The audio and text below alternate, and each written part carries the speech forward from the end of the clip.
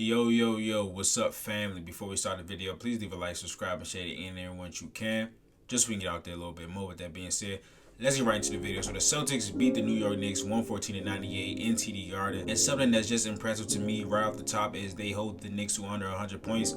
This is the second game in a row where they hold a team under 100 points. They held the Raptors to, I think, 94. And it's kind of rare in this age of the NBA in 2023 to be holding consecutive teams under 100 points. So the Celtics defense is really picking up in these last two games. And yeah, this was a really grinded out game. The Celtics, I think they were down one in the first half, but that second half, they outscored the New York Knicks 62-45. And in the first half, it was a lot of Jalen Brunson, a lot of Julius Randle. They were probing and penetrating off those pick and rolls, and a lot of offensive rebounds. The Randall and Mitchell Robinson combination on the rebounds really was hurting us. I think they had 12 second chance points in the first quarter. And it was just a really grinded, rugged offense for the New York Knicks. The Celtics ended the second quarter on like a 10-2 run, which kind of got them within striking distance to start the third quarter. And in that third quarter, the Celtics really started to clamp down. And again, the whole second half, they shot 12 for 24 from three.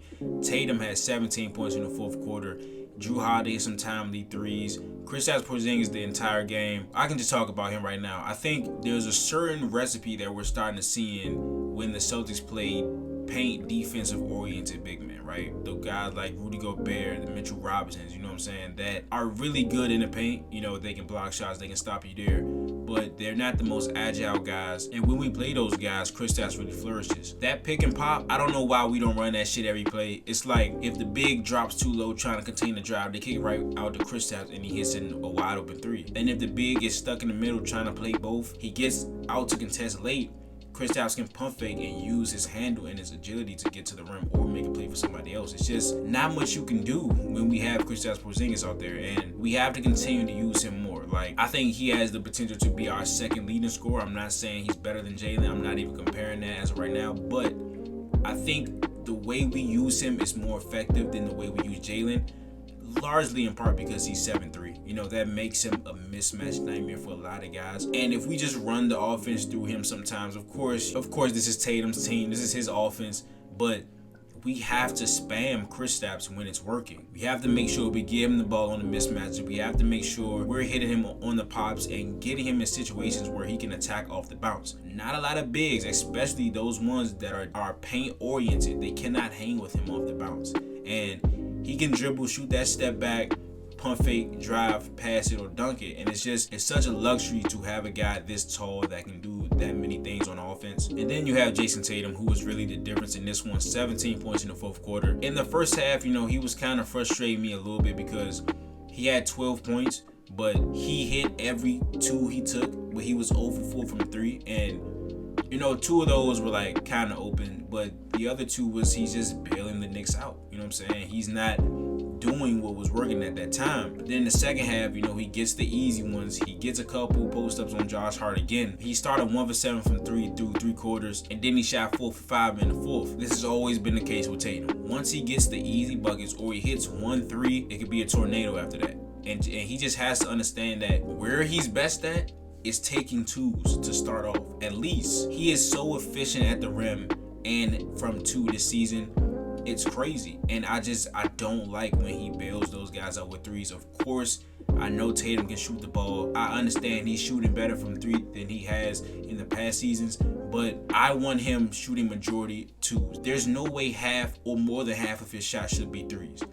That's just not the Tatum that we need at this point, right? He needs to be the approach guy. He needs to be the punish guy. We need to see what Sam Cassell was teaching him and working on him with, which is that post game and using those 12 pounds he had this offseason. And of course, you can't argue when Tatum starts to hit the threes because, again, once he gets the jumper going, it's just nothing you can do. He's going to score 40. You just kind of have to start double teaming him at that point. And then when that happens, he's evolved so much in handling those as he's become a superstar player that he's making those reads and he's patient and he's just backing up. And if it's a soft double team, he will see that and he will still attack it, right? So you have to really get it out of his hands. And then it's not like he's not playing with 4 other All-Stars in a starting 5. So, and again, the Celtics defense in the second half, the Knicks only scored 45 points. Brunson was 3 for 7 in the second half. Randall was 2 for 6. There was one thing I did think that was pretty interesting was that Mitchell Robinson only had 6 rebounds.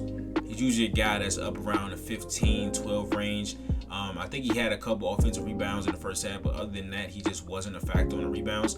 Kristaps was good in rebounds. Tatum had some rebounds. Hauser, who is a legit 3-and-D at this point. Like, it's only 10 games, but it's some shit that he's doing. Like, I already knew Sam was a capable defender. I also knew that he wasn't the best defender on our team.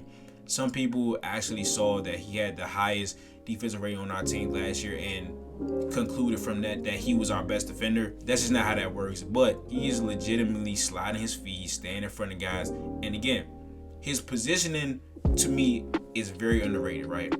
I've always said, he's not athletic enough. He's not strong enough to wall guys up, even if his position is good. These last couple of games, he's really been stopping guys. He had a couple stops on Jalen Brunson. He got a couple switches on Randall, and he was holding his own until the double came.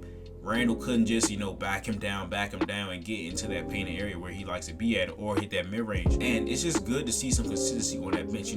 Pritchard is hit or miss at this point. He's more of a miss. You have a guy like O'Shea Brissett who didn't even play tonight. I think Joe only went 8 deep with Al Horford. Al Horford is a guy who has been up and down in terms of his impact in these games. The only one that's having a string of games that are good on the bench right now is Sam Hauser.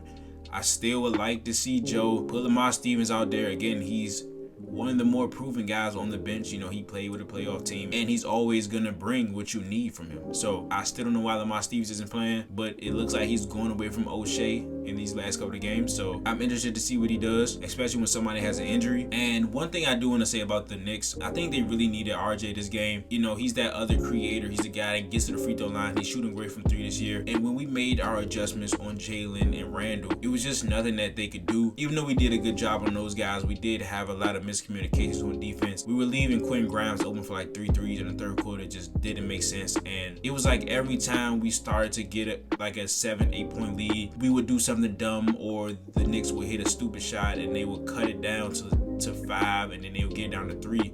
And it was just a lot of seesaw action in that third quarter. But of course, Tatum took over in the fourth. And Drew Holiday hit some really timely shots. He had some timely stops. I don't know what was going on with Derek White in this game, but he wasn't a detriment. He just wasn't his regular self. I don't expect that to last, so I'm not even going to trip over it. But that's the video. Again, if you enjoyed it, please leave a like, subscribe, share it in once you can, just so we can get out there a little bit more. And I will be back with the next post game. I will see you guys then. Until then, this is Nick. Peace.